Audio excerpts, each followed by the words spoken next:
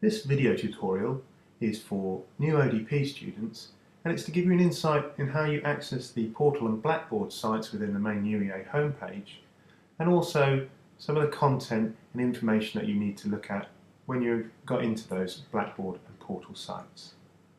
So the first thing we need to do is to open up an internet browser, and I'm using Safari, but most popular internet browsers are very similar in how they work. I'm just going to maximise this now. And we're going to go to the address bar at the top of the internet browser, and we're going to type in the website address for the main UEA homepage. And this is www.uea.ac.uk.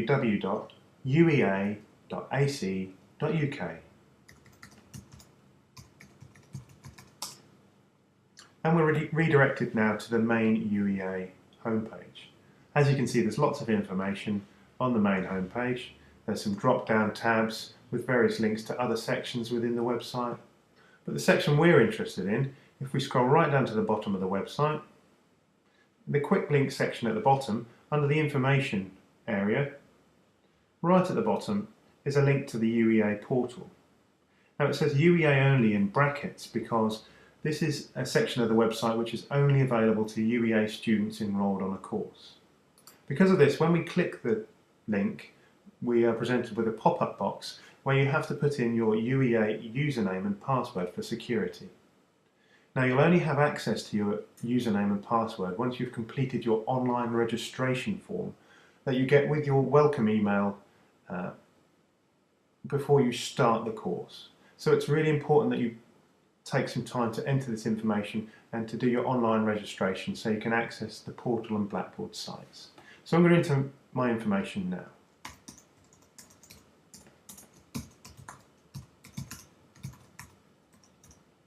Now most internet browsers will give you the option to remember your password for future reference, and this means when you access the portal in the future you won't have to put in your username and password, you can go straight to the portal site.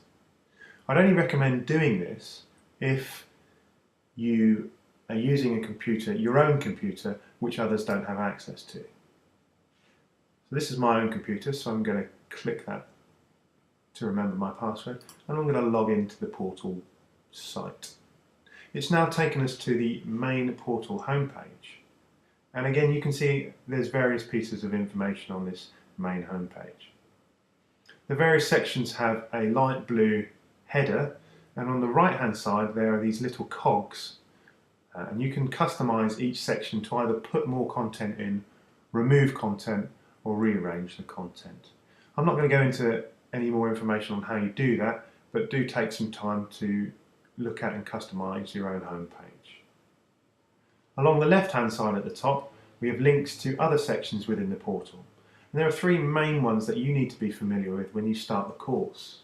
The first one is the home page, which we're on now, and that's why it's highlighted in blue, and next to that the academic link. This takes us to the academic page, including your ODP specific page, so you'll be using this academic link quite a lot. Finally, right at the end here on the right is a link to your UEA email account. Now if you need to be contacted by members of staff at the UEA or members of staff on placement, they'll use your UEA email account to contact you and not your own personal account, so you need to keep regular updates on your emails.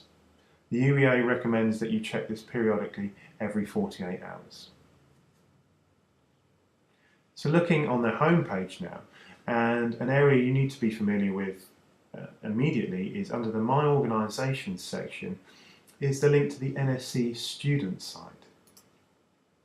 Now this contains information applicable to all students at the School of Nursing Sciences, NSC. And we can see on the main site we have a section in the middle for announcements, and these are announcements applicable to all NSC students. There will be periodical updates with various information and news about the School of Nursing Sciences, and you might also have information about any policy or guideline changes as well, or assessment changes, so it's important that you keep up to date with these announcements.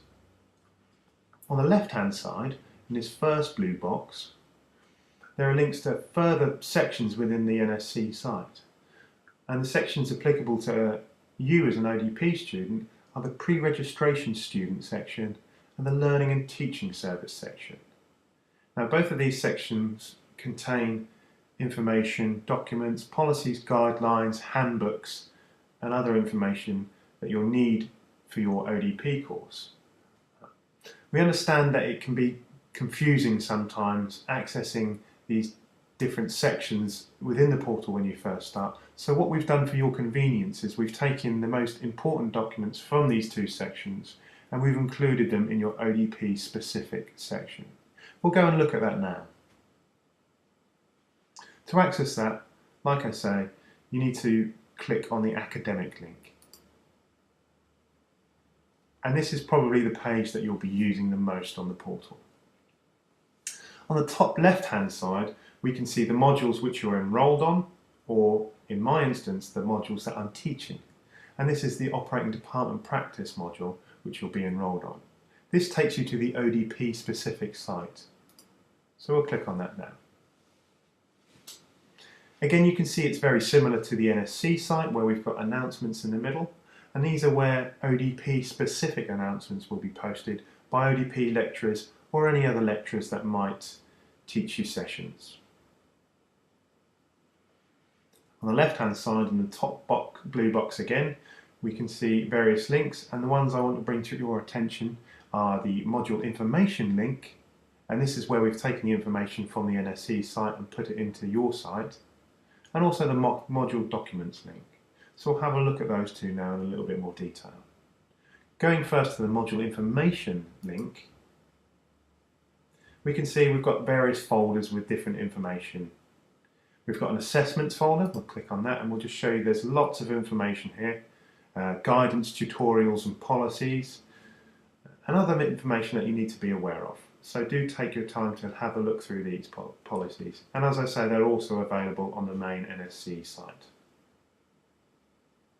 If at any point you want to go back to the previous folder, you can either press back on your internet browser button, or at the top here in the grey bar, we have a progression bar, so you can go back to the previous folder just by clicking on that link. Under assessments, we've got handbooks. It's pretty self-explanatory, contains your own ODP specific handbook and also the generic core handbook that all NSC students have. The next folder contains information from your professional and regulatory bodies, such as the Health and Care Professions Council, who regulate ODPs, the College of Operating Department Practitioners, who are our professional body, and the Association for Perioperative Practice, which also contain documents and information which will influence perioperative practice and ODPs. So we'll click on this now. Again, each of the sections have their own folder, and if we click on the HCPC folder, for example, we have important documents and guidelines that you need to be aware of throughout your training and when you qualify as an ODP. It is important that you do read and learn these documents because they are very important to you as ODP students. Again, we can go back through the folders and back to the general module information folder. If we look very quickly now at the module documents section,